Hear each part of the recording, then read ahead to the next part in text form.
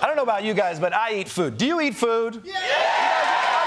I knew you ate food, but when I'm at the grocery store, I can never figure out which foods are actually healthy. You know, this one is low fat, but high in sodium. This one has vitamin C, but also polymonofibers. You know, now I'm staring at ingredient labels until the store closes. I'm trapped inside. My wife finds a new husband to breed with. It's a mess. But luckily, the FDA is coming to the rescue. The FDA potentially rolling out a new logo as soon as this year. For companies to stamp on food packaging, they say it would clear any confusion on what products actually should be considered good for you. Right now, only 3% of foods are currently allowed to claim their food as healthy. Wait, what? Just 3% of foods qualify as healthy? God, please hope that fruit roll-ups are in that 3%. God, please hope that fruit roll-ups are 3%. But yeah, the FDA is going to make a logo to help people choose healthy foods, which, you know, good luck with that. This is America. It's a victory if we can get people to unwrap things before eating them. But I believe we do need a logo identifying healthy foods. I just don't think it should be one of these boring-ass options. Am I trying to have breakfast cereal or do tax prep?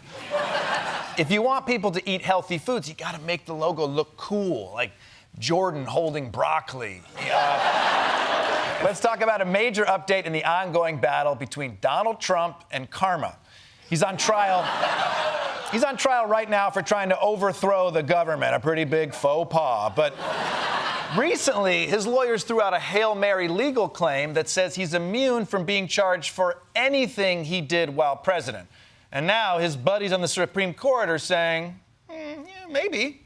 This morning, the U.S. Supreme Court handing Donald Trump the gift of time. The justices agreeing to decide whether the Republican frontrunner should be immune from federal charges because his attempts to reverse the 2020 election happened while he was still in office. In a one-page order, the High Court saying it will hear arguments in the case the week of April 22nd. But with no firm date for its final ruling, the prospect of a federal criminal trial being completed before the November election becoming increasingly unrealistic. Legally speaking, his strategy has long been to delay. Here he gets help in doing that from the highest court in the land, and there's nothing anybody can do to stop it. I cannot believe this. This dude, he's slipping out of everything. Is he some sort of human eel chimera? You know, like... You know, he started his campaign with 4 different cases against him, and he's going to run out the clock on all of them. There's the stolen documents case. He got a Trump-friendly judge. The Georgia case has been completely sidetracked by 2 of the prosecutors f***ing each other. Now the January 6th case is getting delayed due to a legal theory that nobody thinks is legit except for maybe the judges he hired. The only case that might be finished before the election is the Stormy Daniels case. And based on the way things are going, I bet that judge is going to get stuck in a Venus flytrap or something. I don't know. You'd think with so many cases against him, one of them would stick. But he's actually using that to his advantage, saying he needs to delay the cases so he has time to prepare for the other ones. It's like when Arnold Schwarzenegger is getting attacked by 2 guys and he bonks their heads together and they're both out for the rest of the movie.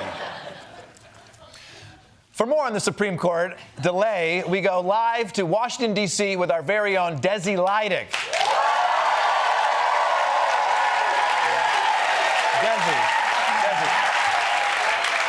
Election day isn't that far off. How soon do you think the Supreme Court could rule on this? Well, Michael, that depends.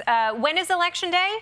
November 5th. They'll rule on November 6th. So this is purely political? No, it only looks entirely that way. But you have to remember how complicated this issue is.